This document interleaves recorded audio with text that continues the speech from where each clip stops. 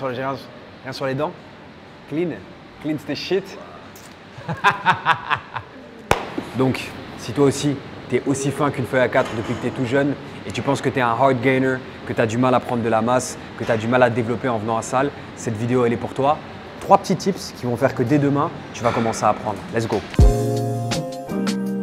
Rule number 1. La chose première, ça va être quoi? De faire attention à ce que tu vas mettre dans ton assiette. Donc la nourriture. La première chose qui fait que tu ressembles encore à un enfant de 6 ans, c'est parce que dans ton assiette, tu ne mets pas les bonnes choses. Ok?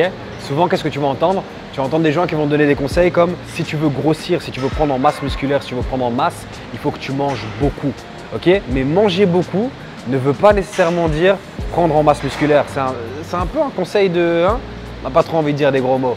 Bref, donc tu vas faire attention à ta nourriture. Ok? Et ce que tu vas faire attention, c'est surtout au départ, avant peut-être même de calculer tes calories et tes macronutriments, faire attention à ton apport en protéines. À chaque repas, tu feras attention d'avoir à peu près le même nombre de protéines, 3 à 4 repas par jour, pour permettre à ton corps de réellement générer les muscles dont tu as besoin. Ok? Ce que tu vas faire, c'est que tu vas être en déficit ou en surplus. Très simple. Si tu n'as pas envie de te casser la tête, tu peux faire ça par jour. Ok? Par jour, ça va être très simple. Dans ton split, donc la manière dont tu vas faire ton programme et que tu vas diviser tes entraînements, lorsque tu vas travailler tes jambes, là, tu seras en surplus. Lorsque tu vas travailler ton dos, là, tu seras en surplus. Surplus est égal léger. Surplus, ça ne veut pas dire mange 5000 calories, ok? 100 à 200 calories, ce sera parfait, ok? Et quand les jours où tu seras sur les autres muscles, là, tu seras en léger déficit, ok? Même chose, soit tu le feras par jour, soit tu le feras par semaine. Quand tu le feras par semaine, 1 à 2 semaines, tu seras en surplus, ok?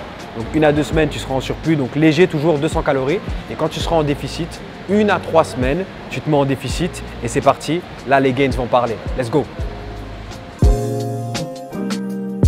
La deuxième chose qui fait que tu flottes toujours dans ton t-shirt XS, c'est que on va se donner une certaine range, ok? On se donne une échelle entre 0 à 10. Voilà ce qui se passe à la salle. Quand tu as un 0, en fait, tu es à la maison. Tu es devant le miroir et tu essaies de contracter le plus possible tes muscles, un peu de manière sociopathe, tu vois. C'est un peu une maladie, mais ce qui fait que vu que tu n'as aucune résistance, tu vas créer 0 muscle, ok? À la fin du spectre, qu'est-ce qu'on a? On a le 10. Le 10, c'est celui qui vient toujours à la salle et qui crie et qui essaie de soulever le plus de poids possible.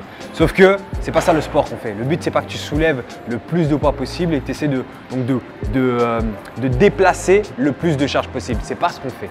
Ok? Donc là, on a eu 0 sociopathe, 10 une autre forme de sociopathie. Sociopathie, on dit? Bref, on regardera si c'est vrai ou pas. Une autre forme de sociopathe. Nous, on va se situer où? On va se situer au niveau entre le 4 et le 6. Le but, c'est d'être à la moitié. Pourquoi? Si je suis dans le 4, qu'est-ce que je vais aller faire?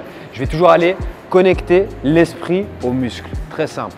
L'esprit au muscle, partir un petit peu sur de l'endurance. Okay? Donc, on va faire plus de répétitions, connecter toujours mon esprit à ma masse musculaire ou à l'exercice que je vais effectuer. Ce qui va faire que, à la fin de ta série, logiquement, si tu ne sens pas ton muscle qui brûle, c'est que tu as un problème. Si tu sens qu'il brûle, c'est que tu es dans le bon. Okay? Le 6, ça va être lequel?